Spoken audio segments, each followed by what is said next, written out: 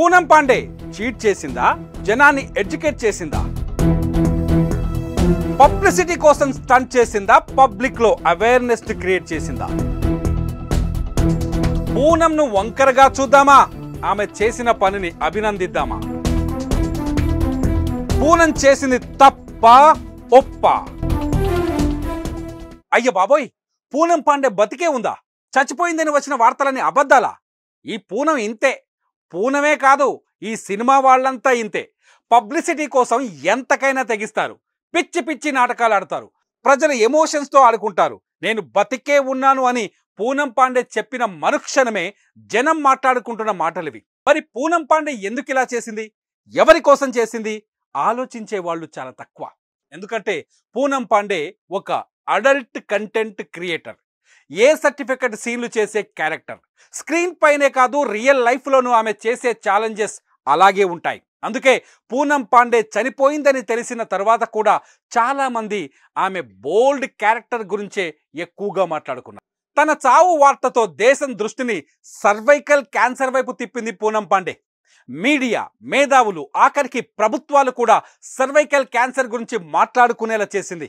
Cervical cancer మహిళలను ఎలా వెంటాడుతుందో సమాజం చర్చించేలా చేసింది. అవగాహన లేకపోవటం వల్ల, సర్వైకల్ క్యాన్సర్ గురించి తెలియకపోవటం వల్ల ప్రతి ఏడాది అనేక మంది మహిళలు ప్రాణాలు విడుస్తున్నారు, ఎంతో మంది చనిపోతున్నారు.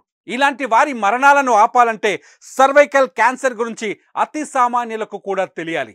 అందుకు తాను ఏం చేయగలను అని ఆలోచించిన పూనం ఈ సెన్సేషనల్ నిర్ణయం తీసుకున్నారు. పూనం పాండే చనిపోయింది అనగానే మొత్తం దేశం ఆమె వైపు చూసింది. సర్వైకల్ క్యాన్సర్తో చనిపోయిందని తెలియటంతో మొత్తం మీడియా ఆ సబ్జెక్టును తెర మీదకి తెచ్చింది.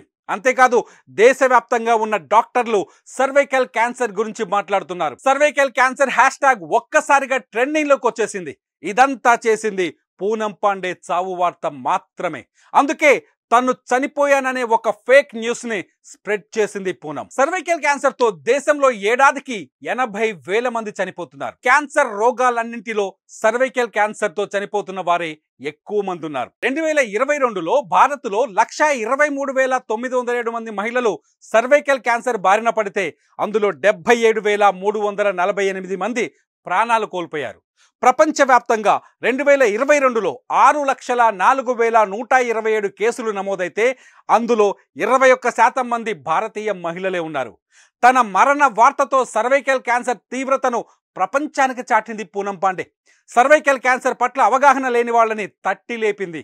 అందుకే పూనం చేసింది ఫేక్ పబ్లిసిటీ కాదు, జనానికి అవసరమైన పబ్లిసిటీ. 9 నుంచి 18 సంవత్సరాల వయసున్న బాలికలకు టీకాలు వేసినప్పుడే సర్వైకల్ క్యాన్సర్ ప్రమాదం నుంచి తప్పించగలం. బడ్జెట్లో కేంద్ర ప్రభుత్వం ప్రత్యేక నిధులు కూడా కేటాయించింది.